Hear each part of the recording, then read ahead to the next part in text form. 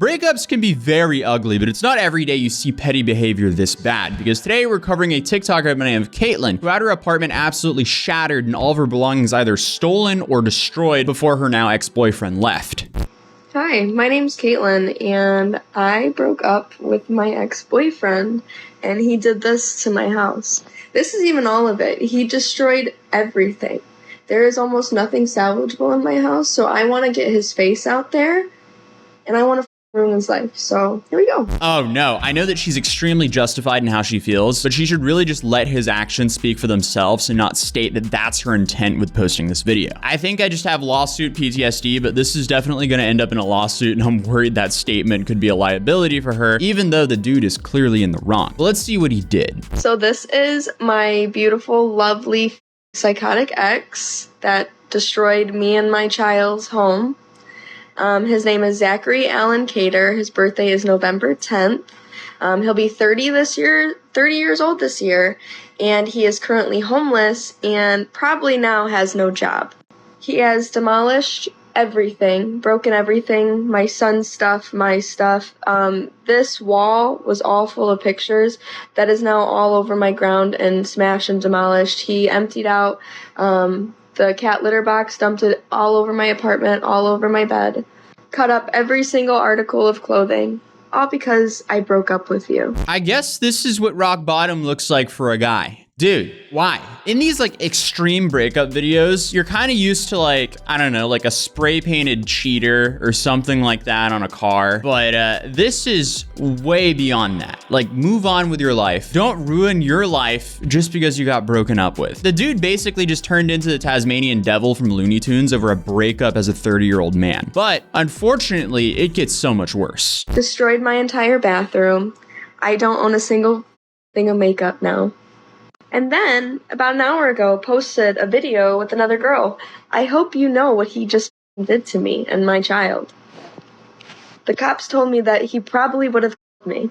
So that's also nice to know. If I wouldn't have left on Saturday and just stayed there and hoped for the best. Good move to leave. Terrible move to leave him alone in your home. But that's also a very tricky situation because she has a young child. And clearly, this guy is not the most stable guy. So the last place that child should be is in this dude's presence. I don't know what I would have done in her shoes. It's hard to gauge the situation because we only see the aftermath. We don't know what happened before. We don't know if things were super calm up until she left. But if things were crazy before she left, she should have probably just called the police. But I also realized this is super easy to sit and say, like, in hindsight, because again, we don't know what happened before this video. But just like so many other my videos, this situation gets way worse. I'm also going to add a full video of my house so you can see the extent of damage.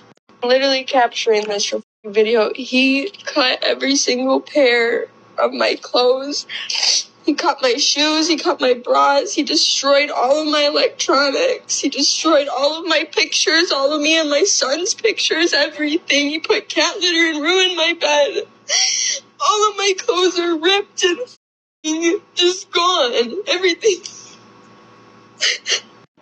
Like, he cut up my blankets, everything's gone. Everything. I don't deserve this. Like, there's cat litter, cat shit.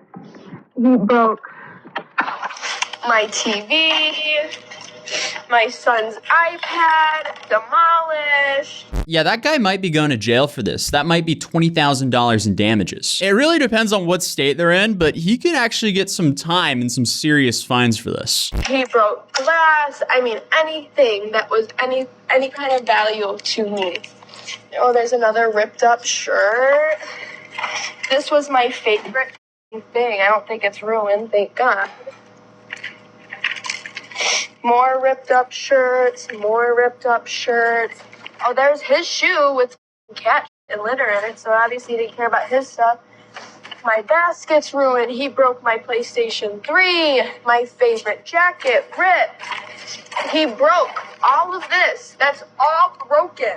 All of it. My Like, all of it's gone. That is so sad. Also, cat litter was everywhere, so that must have been beyond traumatizing for the cats to just watch their home be obliterated by someone they barely know. I'm assuming the cats were there because you normally don't leave temporarily with your cats, but then she also has a 3-year-old son. So for him to come home and see that all of his things are obliterated, I can't even imagine the trauma that family's going through. That is horrifying to see. I wouldn't wish this on anyone. You have to be a whole new level of garbage human to do this to someone, especially after being taken in from her, because my understanding of the situation is she was dating this guy. He was living with his mom. His mom then kicked him out, and then he moved in with her. She helped him get a job, and then I guess things didn't work out, and he did this to her. Obviously, that is a very shortened version of the story that I've pieced together from her TikToks. But she did make an update video claiming that the cats were okay even though they had some glass shards on them. And then she made another video saying this. I am going to court tomorrow morning and filing an emergency OP. I already have the paperwork with me that I'm filling out that I will take to the courthouse and see a judge tomorrow to get that filed.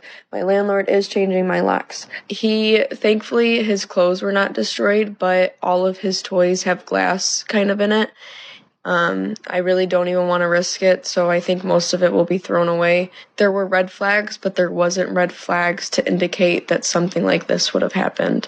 Yeah, normally people are grown enough to just move on with their lives and not obliterate their ex's living space. But again, I don't know how, but this story just keeps getting worse. He stabbed my walls.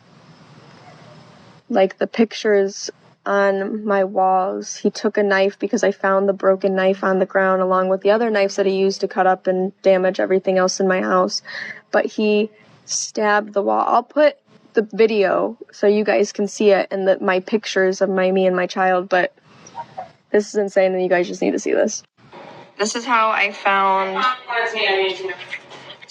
a picture of me and my child, ripped in half and stabbed multiple times. Stabbed. So we're just kind of looking at the damage, and one thing that we're finding is that it looks like a lot of my photos were stabbed. Like this one has a cut in it.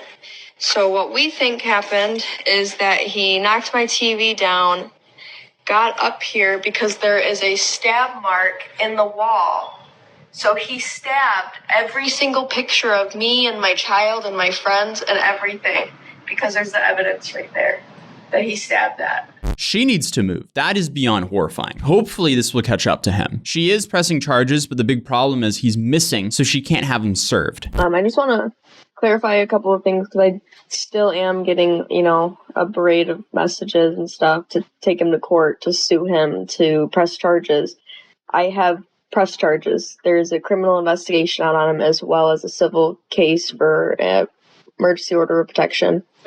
And I can't take him to court until they find him. He has to be served. That's the issue we're running across, is that nothing will ever come from this until he's served. So unless we find him, nothing will come out of it. What we need to do is find him so he can be served, because once we serve him, he will have to go to court for the OP, and then they can pursue criminal charges. And then I can also, on top of that, get a lawyer and pursue my own civil suit on top of that. But yeah, not much we can do right now other than just keep reposting and sharing his face in hopes that we do find him. I would share her GoFundMe, but she actually took it down because she claims that she raised more than enough. So good for her. I'm happy people rallied for her, but I would have left it up to be able to actually bury him in court, because that's what he deserves if he actually did all of this. The sad reality, though, is he's clearly a bum, and she's probably not going to get anything from him, even if she wins in court. But speaking of that, one of her next videos was this. Hey guys, just heard some really bad news that he is not being charged, because the only evidence that I would have needed was some kind of cameras of him leaving the house or coming into the house, which was not around. So the state's attorney does not find sufficient evidence. I talked to the police department. My entire police department believes and thinks that it was him, but because the state's attorney doesn't have the kind of cut and seal evidence, they're not pressing charges. That was definitely an unexpected plot twist. The way the world just seems to be against this woman right now. Like, oh man, she must feel absolutely failed from the legal system. Like, that is horrible. I don't know if she simply has to prove that he was there during that time. If they were dating, he might have been connected to their Wi-Fi, so she might be able to use the router to see his login and logout times to prove he was actually there during that time. But I don't know how much information they actually need to be able to pursue this case. But the fact they couldn't come up with enough evidence against him is wild. I guess it's just another horrifying reminder that everyone needs a Google Nest or a Ring camera. But I am going civil route. So Zach, I know you're seeing this, and I'm coming from you.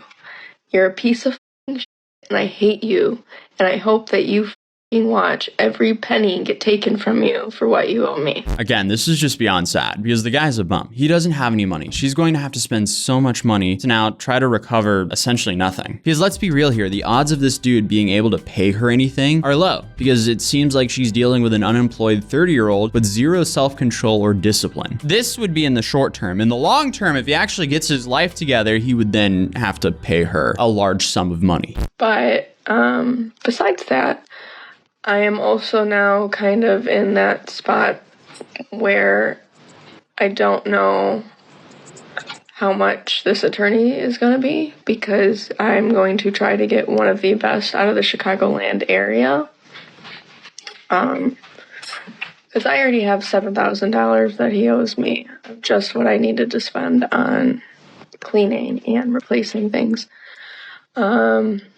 I am in the debate of whether opening up back my GoFundMe or like my Venmo and Cash apps.